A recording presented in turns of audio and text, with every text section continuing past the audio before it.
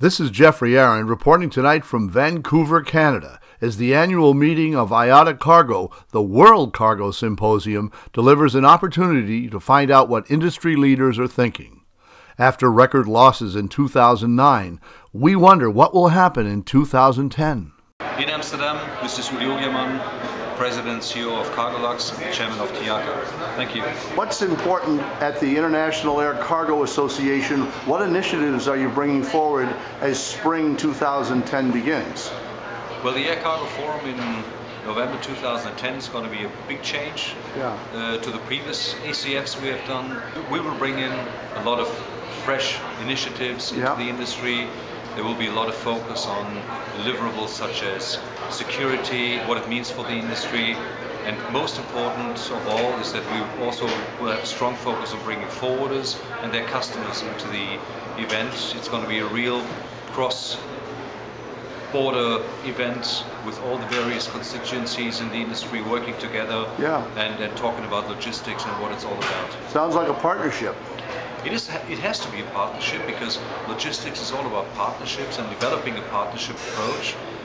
You can never just look at one mode of transportation. You have to combine various needs of transportation and also the needs of the customers and their customers.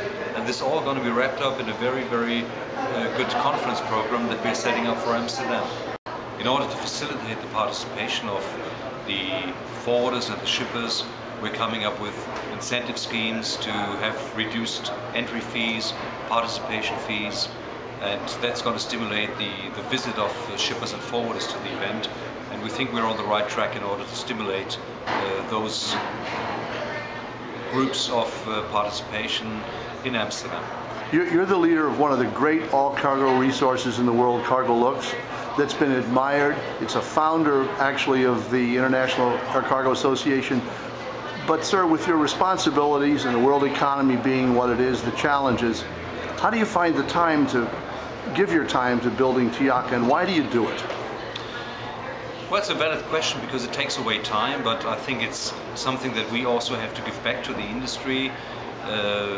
We as a carrier can only be successful in the long run if we develop the right environment for the services that we're selling, and in order to promote an environment that is better for air cargo and the transportation, we have to bring the people to the table. So in a way it's also selfish that we want to make the environment a better one for the air cargo industry and bring all the players together.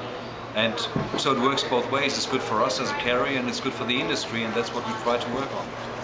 When you originally came into the business, you said you were in the passenger side of the business, but then you moved over to cargo. What surprised you when you made that change?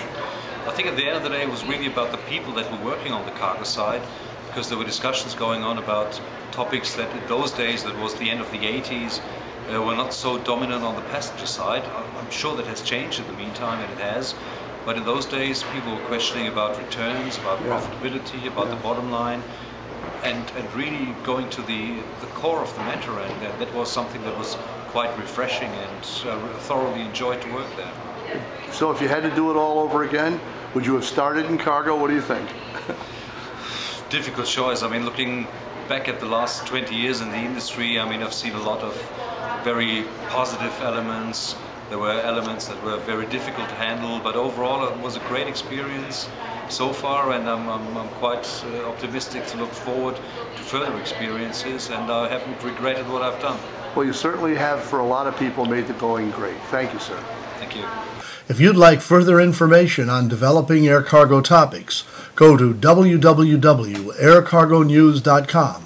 If you'd like a free subscription to Air Cargo News and to our thrice weekly publication Flying Typers, write to me, Jeffrey, at aircargonews.com.